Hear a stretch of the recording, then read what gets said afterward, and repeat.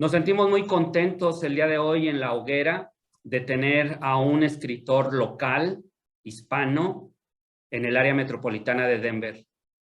Javier, ¿cómo estás, Javier? Bien, Armando, muchas gracias. Un gusto de verte después del Thanksgiving, o Día de Acción de Gracias. Pero muy bien, gracias, Armando.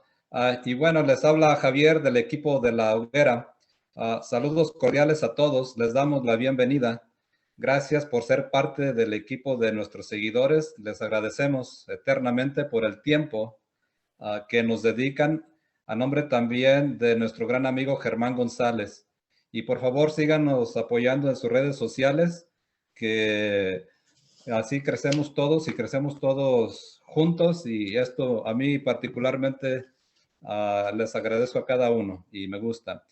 Y para esta ocasión, para esta entrevista, tenemos el honor de contar con la presencia aquí en La Hoguera con el señor Sergio Aguayo, autor del popular libro El heredero perdido de Palermo. Sergio, ¿cómo estás? Muy bien, ustedes, mucho gusto. Bien, bien, bien. Aquí listos para, ahora sí, para escucharte y para que nos compartas y para que nos hables de esta novela. Pero antes de entrar a eso, por favor, Sergio, cuéntanos, ¿quién es Sergio? Y si le pueden palmar un par de preguntas más ahí en la misma, también si puedes compartirnos de dónde eres, a qué te dedicas y lo que tú quieras añadirle. Claro que sí, con mucho gusto. Un saludo y abrazo a toda su audiencia. Mi nombre es Sergio Aguayo Gómez, originario de una pequeña población en Jalisco, al sur de Guadalajara, Jalisco, a 90 kilómetros. El pueblito se llama Cofradía eh, del Rosario. Y yo de joven, de niño más bien, empecé a aficionarme a la lectura porque mis hermanos leían bastante. Iban por ahí en un pequeño cuartito que había en la casa de mis padres, iban acumulando ahí revistas, novelas inmortales de escritores famosos y todo eso. Y yo me metí ahí a distraerme un poco, entonces me fui aficionando hacia la lectura. Cursé mis estudios primarios ahí en esa pequeña población, después los secundarios en una población aledaña, porque ahí no teníamos estudios secundarios en esa pequeña población. Y ya después me fui a Guadalajara para seguir estudiando. Ahí me gradué de programador analista en sistemas computacionales. Y pues ya con el tiempo me casé con una tapatía. Tuvimos un hijo ahí en Guadalajara. Mi hijo, que es el que está en la portada. Él es el heredero perdido de Palermo ahí en la portada. Y y ya después, por azares del destino, llegamos aquí a este bello país, a Estados Unidos, gracias a una compañía de ingenieros arquitectos que buscaba personas especializadas en el ramo de los sistemas de información geográfica. Entonces así llegamos a este país, mi esposa, mi hijo y yo, y después me nació una hija aquí. Entonces tengo dos hijos, mi esposo y yo, que radicamos aquí, y sigo trabajando desde hace 22 años en esa compañía que nos trajo en aquel tiempo. Sergio, cuando dices aquí, ¿te refieres al área metropolitana de Denver? Sí, exactamente. Originalmente llegamos a Aurora, Colorado. Ahorita resido en Lone Tree, para unas cuantas millas de ahí de Aurora, pero aquí en Lone Tree, cerquita de Castle Rock, nos movimos para acá. Aquí está la compañía muy cerquita, donde trabajo. Sí, esto es al sur de Denver. Y oye, Exacto. y entiendo que tú eres de Jalisco. Yo también soy de Jalisco, pero soy del área de los Altos de Jalisco. Altos de Eh, Jalisco. Nací en Guadalajara, pero le robo esta frase siempre a Chabela Vargas. Yo me crié en Los Altos, Ah, pero como dice Chabela Vargas, dice, los salteños nacemos donde nos da nuestra regalada gana. ajá, es cierto. Pero soy alteño, entonces somos paisanos de estado, Ajá, sí. y sé que por ahí estás en la tierra de Juan Rulfo. Sí, exactamente. Y de Juan José Arriola, que es de Ciudad Guzmán, ahí a unos kilómetros de la población donde yo nací. Ahí debes de ver el volcán ahí a un ladito, casi como jardín de tu casa, ¿no? Sí, sí, se El ve ahí volcán. a simple vista, muy cerca, Bien. efectivamente. Bien, pues miren, compañeros, hace tal vez como un mes, yo escuché a Sergio, o más de un mes, hablar un poco de su libro en el show de radio de nuestro amigo Héctor Salazar, que así fue como te contacté a través de Héctor. Entonces, me llamó, de entrada me llamó la atención el puro título, El heredero perdido de Palermo. Y no muchos títulos me llaman la atención así de rápido. A mí me Ah, gusta leer también, es uno de mis hobbies. qué bueno. Y después escuché que lo subiste o está en Amazon. Mm, Estuvo gratis por unos días, entonces yo aproveché la oportunidad y lo bajé. qué bueno. Entonces, regularmente un libro de unas 400 páginas como el tuyo, Ujú. duro un mes para leerlo, tal vez entre 2 semanas y un mes. Pero Ah, este lo bajé un viernes en la noche y para un viernes en la mañana ya lo había terminado. El libro no me soltó. O sea, yo quise soltarlo, pero el ah, libro no me soltó. qué Entonces, bueno. me atrapó de inmediato y a mí me gusta mucho el suspenso. Entonces entró la novela con mucho suspenso y Mm, este realismo mágico de sus letras. Pues gracias. ahora sí me sentí como cuando va el pescador al lago. Me enganchó y hasta que no me sacó, Qué lo bueno, volví a soltar y quedé muy complacido. qué bueno. Entonces, esa fue una de las razones por las que quise contactarte y para que estuvieras aquí en la hoguera. Y bueno, cuéntanos por favor, Sergio, ¿qué te inspiró o llevó a escribir esta novela? Porque entiendo, la escribiste en tu celular, En mi en teléfono momentos de celular. descanso. Particularmente a mí me parece esto digno de atención.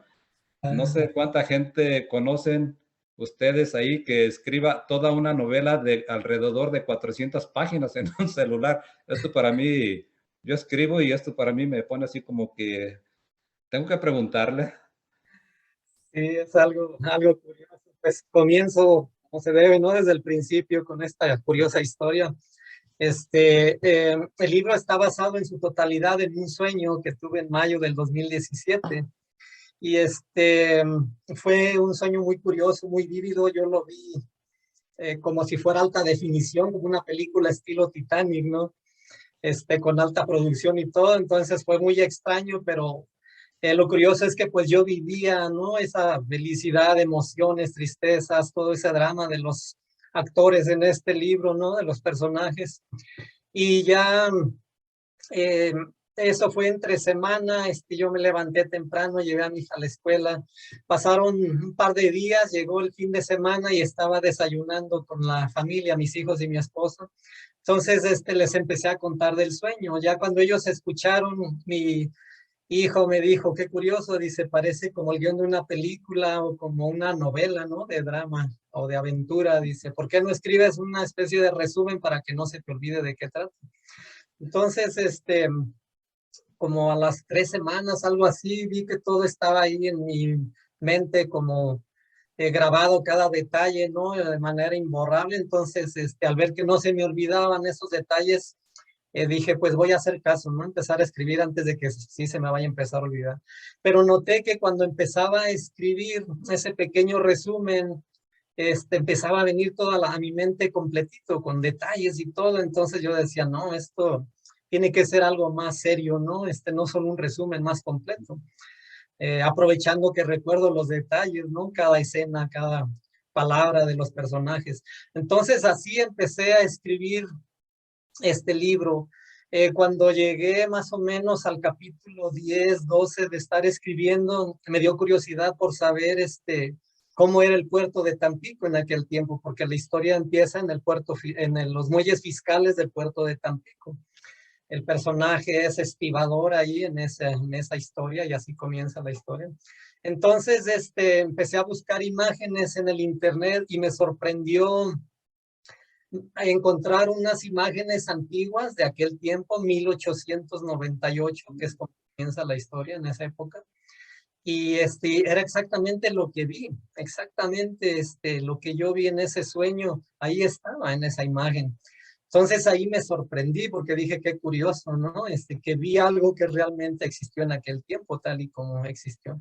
empecé así a investigar un poco más y fui encontrando muchos detalles que eran reales con lo de la historia, ¿no? O sea, yo siguiendo lo que el libro decía, iba encontrando en dónde vivió este chico, la plaza de armas, la catedral de Tampico, exactamente donde decía. Yo no conocía Tampico, ni había visto en los mapas, ni nada. Sabía, obviamente, del puerto y todo, por lógica, ¿no? Como mexicano, pero no esos detalles, a ese nivel de ese detalle.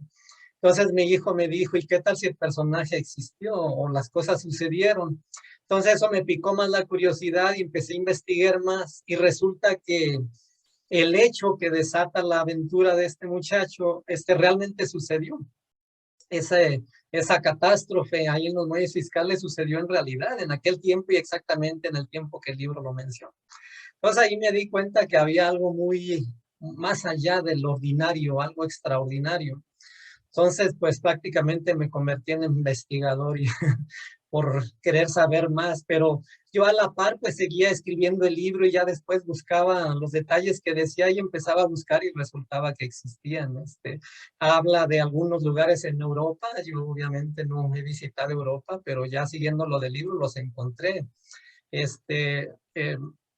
Hasta la fecha he encontrado como 36 más o menos similitudes con la realidad de aquel tiempo. Entonces así fui escribiendo este libro y en el celular fue porque pues yo ese resumen lo empecé a escribir en mi celular, ¿no? En el Google Documents. Entonces, pensé que iba a ser algo cortito. Cuando ya esto se alargó, mi hija, pues ella fue la que me recomendó la aplicación esta. Entonces, cuando se alargó, dije, pues tengo que seguir así porque no importaba en dónde anduviera yo, en alguna tienda, a veces en la iglesia y de pronto se empezaba a venir a mi mente toda esa cantidad de información del libro de nuevo, los detalles y todo. Entonces yo sacaba el teléfono y comenzaba a escribir. Entonces, por ejemplo, en alguna tienda, yo me paraba, empezaba a escribir y mi esposa y mi hija volteaban y me decían, está llegando información del libro, ¿verdad? Le decía, sí, entonces me decían, bueno, ya te esperamos. Y ellas iban a ver las cosas y yo parado ahí escribe y escribe, ¿no? Entonces, muy curioso cómo llegó este libro a mí, cómo y por qué lo escribí. Entonces, fue de esa manera, es algo no sé, difícil de explicar, ¿no? Con palabras así, pero es una manera muy curiosa, algo fuera de lo normal, extraordinario. Sí, así, y es que así se escucha, imagínate, fuiste a investigar en el sueño, hay una explosión, que es lo que yo recuerdo del libro, un accidente pues donde muere gente y que fue un evento pues muy comentado. Sí, ¿No? Que eso fue hace que en el 1898, 1898, 20 de febrero de ya, 1800. a final del siglo XVIII. Y Sí, luego de repente aquí en el 2020, sería 21 por ahí, a Sergio Aguayo le llega esa información a través de sueños. Y luego Sergio de repente empieza a escribir y luego empieza a investigar y dice, ah, caray, yo imagino que te asustaste. ¿Cómo sí, fue? sí. De hecho, Héctor Salazar lo menciona por ahí en uno de sus programas porque a mí, pues, como decimos vulgarmente, se me puso la carne de gallina, ¿no? Se me enchinó la piel al ver esas imágenes porque ahí comprendí que había algo extraordinario. Vamos, un sueño cualquiera lo tiene, ¿no? Quizá no con tanto detalle, pero cualquiera lo tiene con cierta frecuencia. Pero el que haya esta conexión con la realidad ya es algo extraordinario, fuera de lo normal. Entonces ahí es donde entran esas preguntas, ¿qué está sucediendo? ¿Qué es esto? Y cuando ya empieza uno a encontrar todas esas similitudes, pues más aún. Yo en realidad, después de ese temor, empecé a buscar ayuda para entender qué me estaba pasando, porque incluso hubo una ocasión en que estaba escribiendo y al terminar quedé súper exhausto. Tardé como 2 horas en recuperarme tirado en el sofá de la sala, súper cansado, de una manera extraña, como si mi energía se me hubiera ido, ¿no? Entonces, cuando consulté a una amiga que un poquito, de hecho, se dedica un poco a estas cosas metafísicas, yo la conocí gracias a mis hijos, a ella, eh, y le conté lo que me estaba sucediendo. Ella me dijo, no te asustes, dijo, estás canalizando un libro. Dice, a esto se le llama canalizar, es cuando de pronto tu frecuencia se enlaza a una cierta frecuencia y empiezas a captar información que viene de no sé dónde, ¿no? Dice, entonces, tú estás escribiendo un libro así. Pues yo nunca había escuchado esos términos ni nada así similar, ¿no? Pero eso me tranquilizó, ¿no? Porque me dijo ella, no es nada malo, ¿no? Dijo, son mensajes para el ser humano a través de una historia. Dijo, entonces tú escríbelo como te va llegando. La gente que quizá capte cosas ahí que le aplican a su vida, ese es el propósito. Dice, quizá va a encontrar respuestas a preguntas que se hacía o no sé. Entonces, es así, es curioso, pero sí me daba miedo, al inicio me daba temor y más cuando iba encontrando todas esas similitudes con la realidad. Sí, Me parece muy interesante, Sergio, cuando dices, quise entender lo que estaba pasando. Sí. ¿Quieres contarnos un poco de ese proceso de entenderlo? Bueno, antes de iniciar, hablábamos de cómo se da ese proceso. Bueno, creo que es importante. Sí,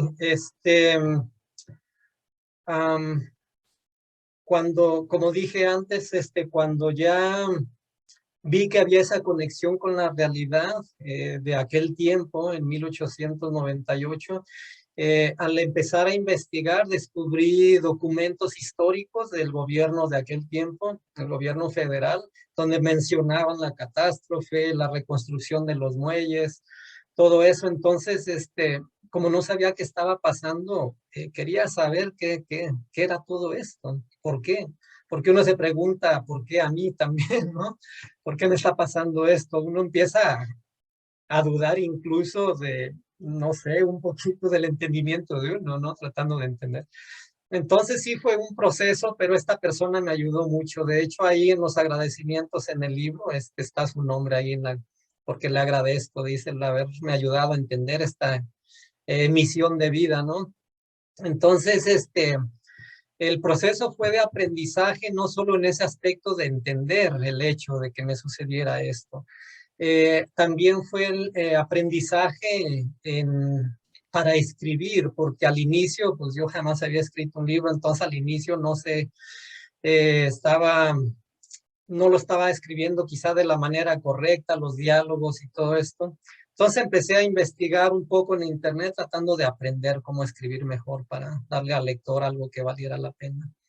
Y y pues sí, fue un proceso largo entre la escritura, em,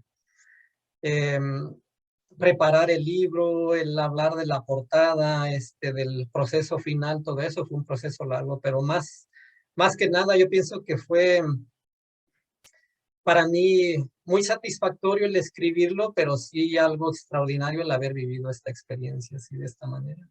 sí. Y es que sí es una experiencia extraordinaria. Aparte de que la historia es extraordinaria, la manera en que se dio también es extraordinaria.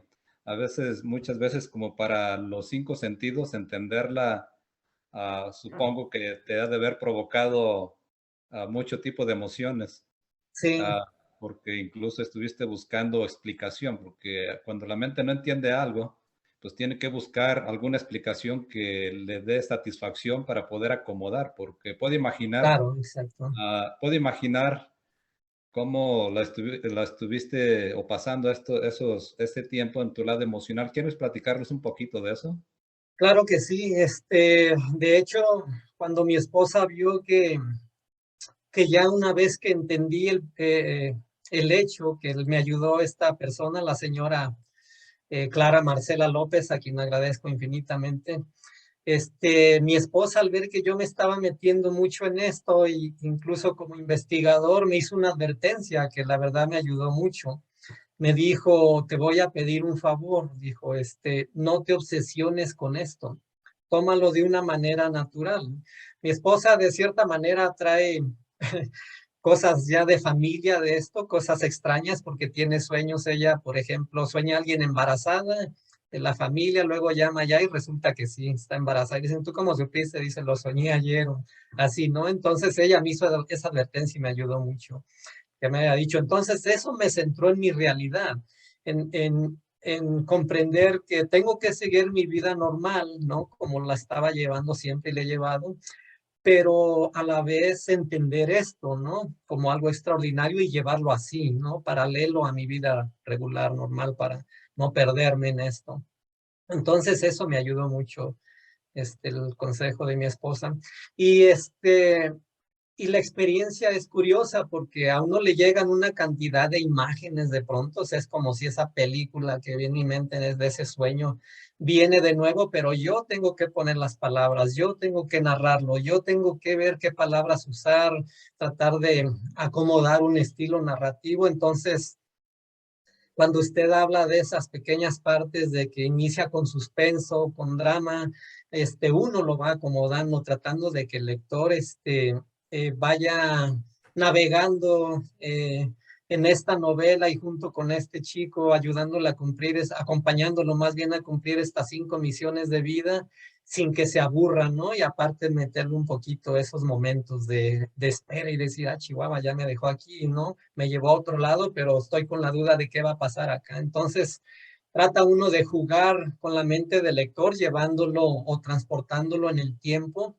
eh, y en el espacio también, llevarlo de un lugar a otro en el que está conociendo historias diferentes de los personajes en un lugar y otro del planeta, ¿no? Entonces, fue Y, aprendizaje para mí.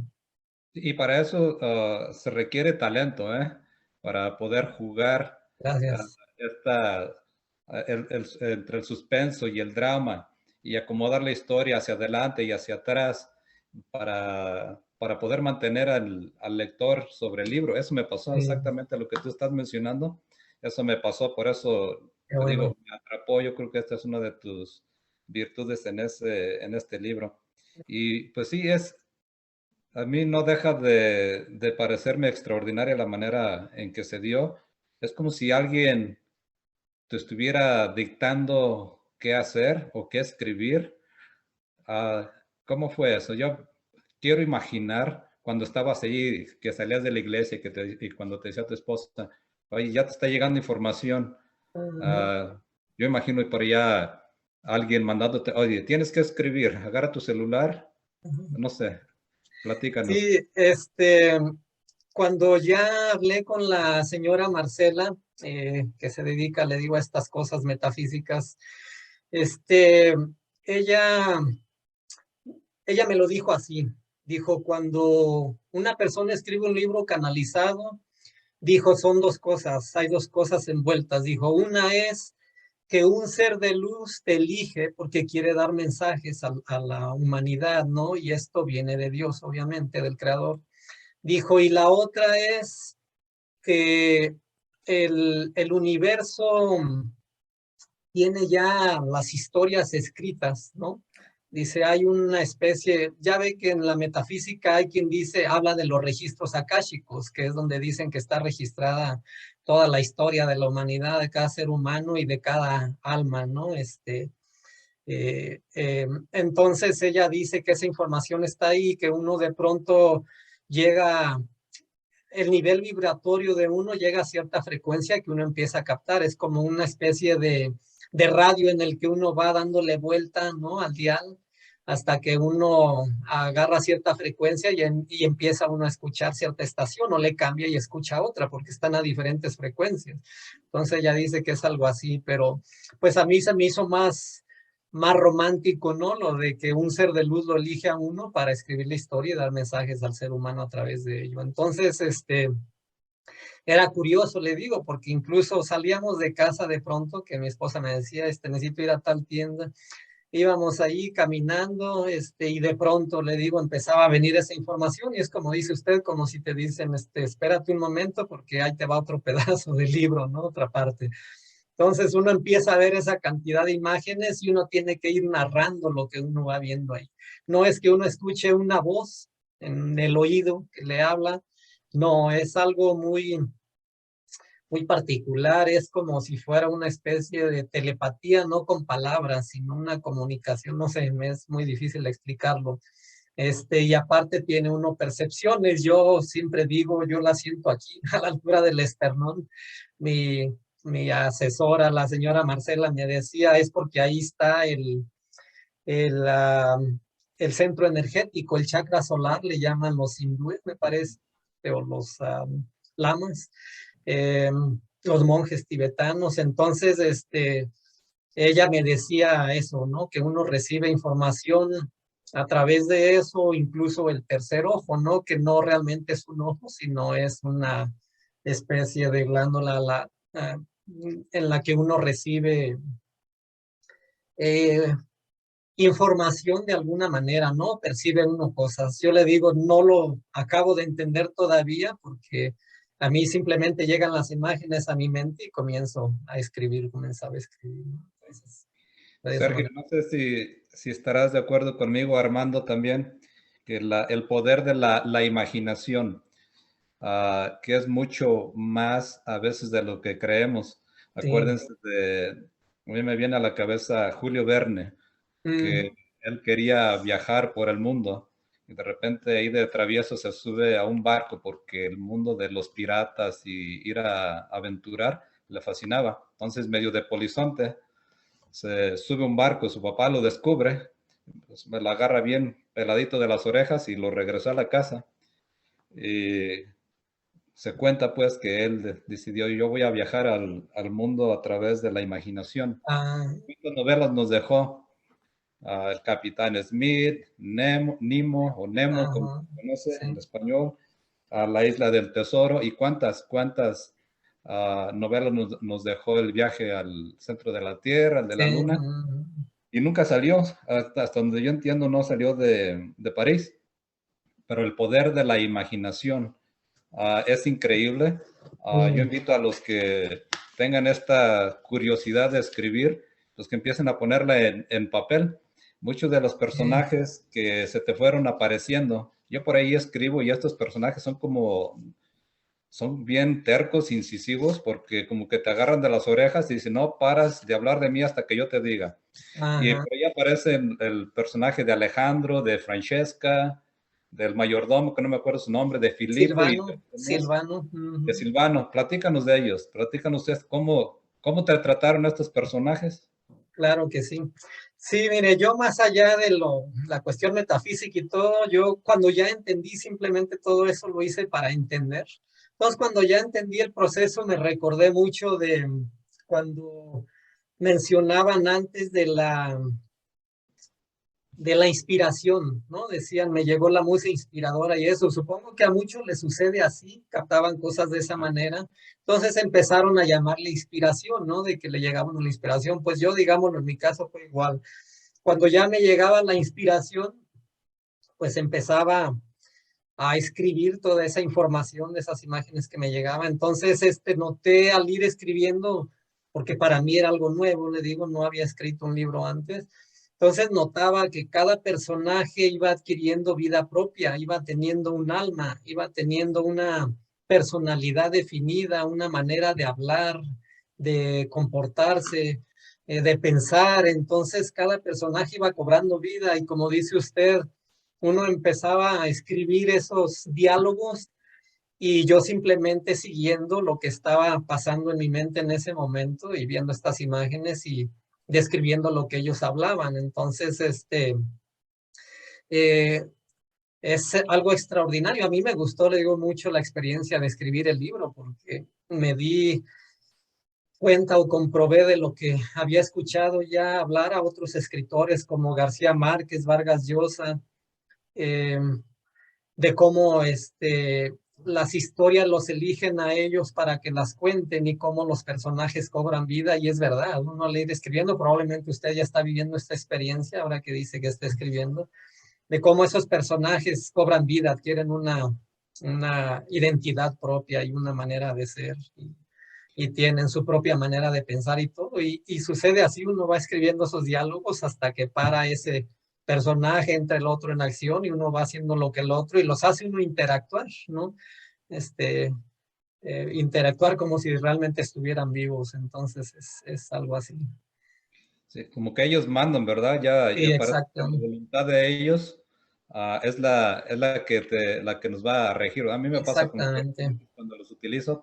Tengo un pleito ahorita mismo con una lagartija jolina, una lagartija que Ah, no tiene cola. que quiere tener cola y no sé cómo pegarle la cola. Entonces, voy a necesitar la ayuda de uno de tus personajes. Uh, pero bien. Oye, Sergio, ¿tienes planes de seguir escribiendo? Sí, curiosamente, yo ya terminé de escribir el segundo libro, que es en el que narro toda esta experiencia de cómo y por qué escribí El heredero perdido de Palermo. Entonces ahí cuento toda esta experiencia, incluso estas consultas que le hice a la señora Marcela para entender todo esto. Ahí narro la experiencia. Ya lo terminé, pero quiero agregarle imágenes del puerto y de los lugares que va describiendo el libro. Como los fui encontrando todos, entonces estoy buscando la manera de conseguir los permisos para usar imágenes y ponerlas en este libro también. Y hay otros 2 libros más en proceso que me vinieron de manera similar, a través de sueños también. Uno habla de un joven carpintero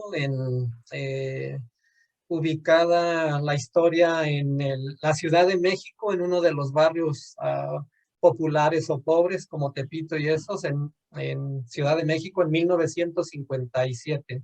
Y el otro se desarrolla en Ciudad de México y Acapulco, que he visitado México, más no Acapulco, pero esa segunda historia también se desarrolla en Ciudad de México y en Acapulco. Entonces, digamos que son 3 libros los que están ahí en trámite, en proceso, para continuar la experiencia, la maravillosa experiencia de escribir un libro.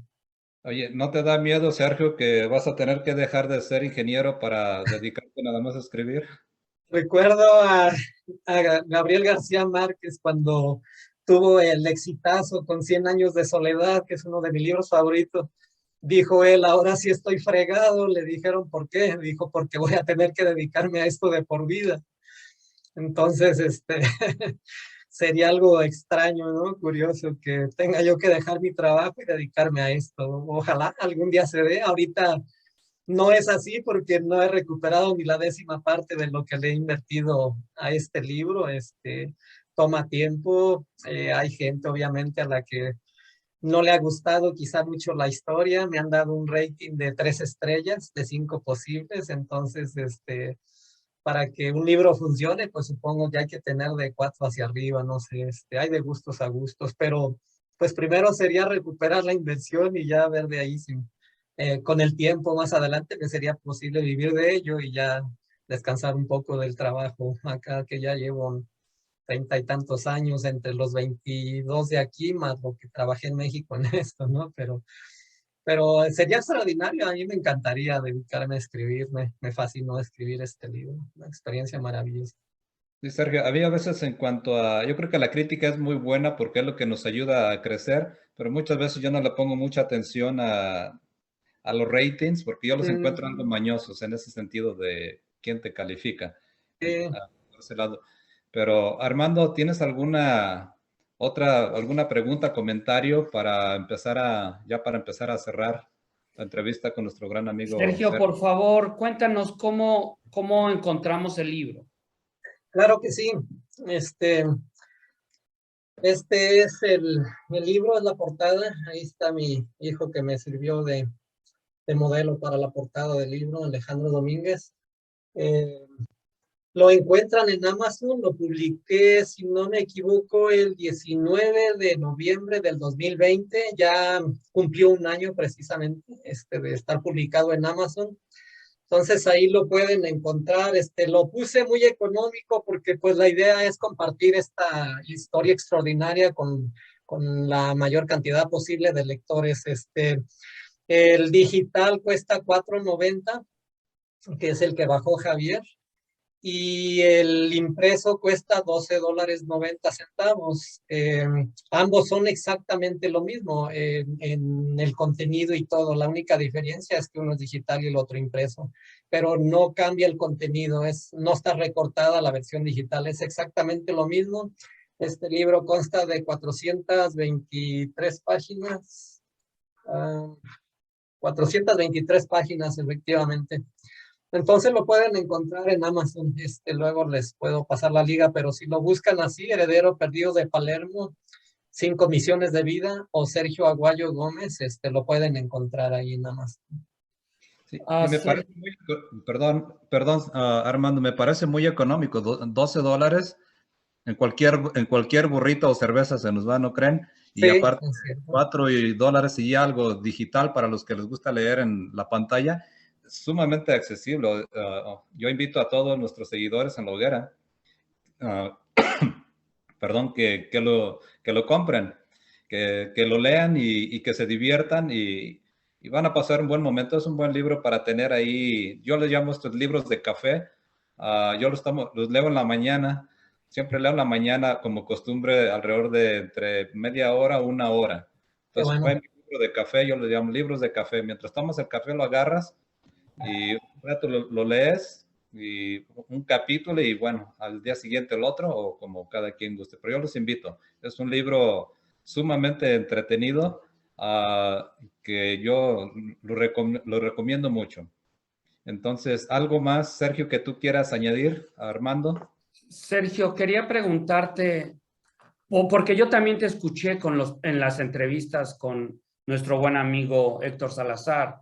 No sé si comenzaste a interaccionar con el público del área metropolitana de Denver, la gente te llama y conversan del libro. No realmente, desafortunadamente me he encontrado con que los latinos, desgraciadamente leemos poco. Comencé a investigar cuando en mi trabajo les hablé del libro y la mayoría pues son americanos, el 95%. Entonces me decían ellos, ¿cuándo sacas la versión en inglés? Porque lo quiero leer, se les hacía extraordinaria la experiencia y querían saber más, ¿no? De la historia del libro y todo. Entonces me dijeron ellos, tienes que publicarlo en inglés porque ahí es donde vas a probablemente a vender más, ¿no? A funcionar un poco mejor tu libro. Y sí investigué y resulta que tienen razón, tristemente. El país latino que más lee me parece que es Argentina, con 4.2 libros por año y no todas las personas. Estados Unidos andan entre 10 a 12 libros por persona al año. Alemania, por ejemplo, de 14 a 16 libros al año. Entonces, ha sido muy difícil lograr atraer la atención del lector hispano o de las personas hispanas, y muy poco contacto he tenido con personas, a menos de que haga cosas como esto, de ponerlo gratis algún tiempo o algo, porque la idea es esa, de que la gente lo lea y de que si por lo menos dice, ok, está aceptable, de que haga el comentario, ¿no? Y ahí se vaya uno recomendando, porque al hacer la autopublicación, esto quiere decir que no tengo una editorial que me lo publique, entonces tuve que hacerlo yo mismo en Amazon. Y uno mismo tiene que encargarse del marketing también, de andarlo promocionando, de buscar la manera de conseguir eh, eh, la posibilidad, como les digo, de estas entrevistas que gracias a ustedes se dan, ¿no? Personas como ustedes que tratan de fomentar la lectura y de hacer que el latino se interese un poco en leer más, que sería algo extraordinario, ¿no? Que no perdamos esa bella costumbre de leer, de informarnos. Claro. Pues a nombre de La Hoguera te agradecemos profundamente esta oportunidad